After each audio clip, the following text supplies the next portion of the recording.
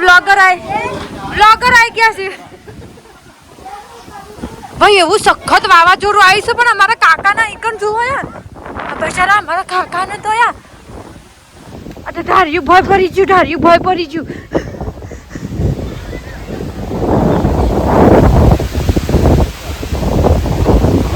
તો નથી કે તમે દાદ્યો મય ના રવાય થોબલો એ પડી ગયો.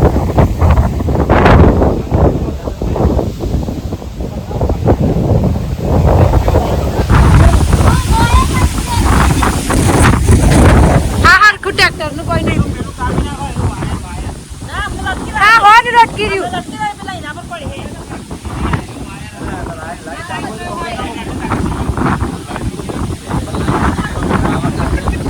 હા ભાઈ જુઓ હાલ વાયરો ચાલુ જ છે સખત અને બિચારા અમારા ડાળિયું પડી ગયું કોઈ બિચારી.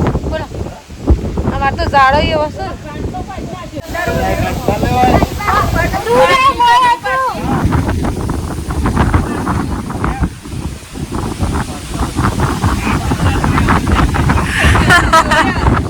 હું આવી બેટા વાવાઝોડું આવ્યું અને તું બીવાઈ જઈ હતી જેટલા રોયો થઈ રહ્યો તો વાવાઝોડું છોકો તો બીવાઈ જાય છે. અમારો લીંબુ શરબત અને પહેલી વખત આવું વાવાઝોડું જોયું છે હે ને. પત્રો ઉડી ગયો ભાઈ અમારા કાકાને તો જોજો બિચારાને. હું કરું ચા બનાવી?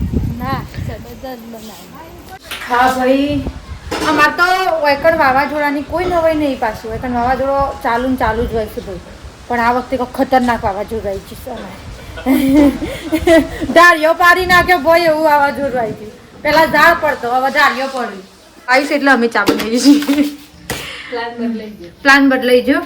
આમ તો જો એક લીંબુ શરબત બનાવ્યો હતો પણ હવે માણસો વધી જશે તો એટલા માટે હવે ચા બનાવીશું. બાંગડી ટાટા. હા પોશ વગરનો બ્લોગ 4 વાટવાય જોઈશે ને 4 વાટવાય જોઈશે. તો એ લોકો 4 વાટવા જોઈશે. અને હેલો મારી family, Radhe Radhe, welcome back to my channel. સ્વાગત છે તમારું અશ્વિનાના બ્લોગમાં ભાઈ. અને હમણાંથી હું બ્લોગ નહીં બનાવતી કારણ કે હું બીમાર છું. બીમાર આવીશું ને નહીં અને એવું છે કારણ કે મને મોઢામાં ચાદા પડે છે. તમે લોકો નહીં જોઈ શકો એવો મારા મોઢામાં ભાઈ ચાંદા પડ્યા છે. પણ હું કરું કે તો જેના લીધે મને બોલવામાં તકલીફ પડે છે, મને માથું ચરહ અને સેજ તાવ છે ભાઈ મને. તો હાલ મારી પરિસ્થિતિ કંઈક એવી છે તો એટલા માટે હું કોઈ બ્લોગ બનાવતી નહીં.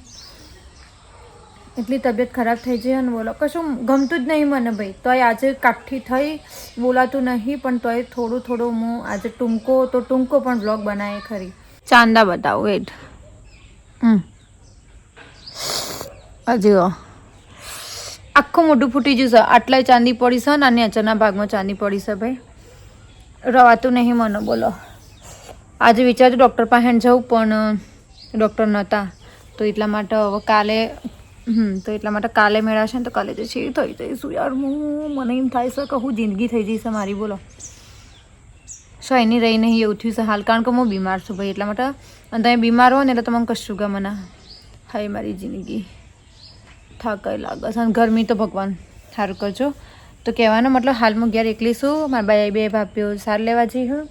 મારો મોટો ભાઈ તો કણ હું માસી વને કણ બેહવા જશે ને મમ્મીએ ચાર લેવા જઈશે. તો બંકા એકલા ઘેર બેસી રહ્યા છો, હું ઘેર એકલી બેસી રહી હું. ચલો એ સાર લેવા જશે પણ બેઠા છે ને આ થોડું સોણ પડ્યું છે જુઓ. આ રે સોણમાં ભરી લઉં ભાઈ તો ઇવન થોડો ટેકો થાય કે અમે બેઠી જ છું કંઈ કરતી નહીં. હા તો ઘર આવું છે ભાઈ અમારે જુઓ. લેવડો સોણ ભરીએ.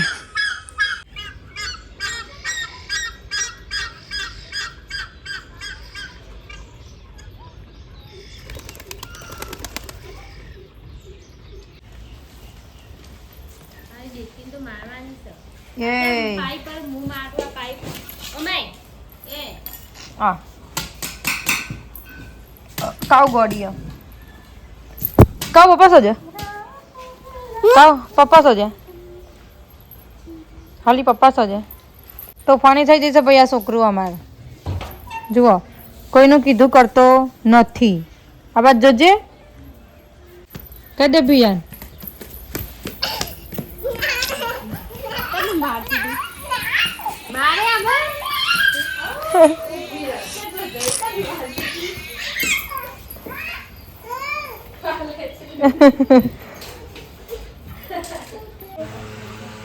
ભાઈ અમે અમારા કાઉનું પાલકનું શાક અને રોટલી ખવડાવીએ છીએ હે યમ્મી યે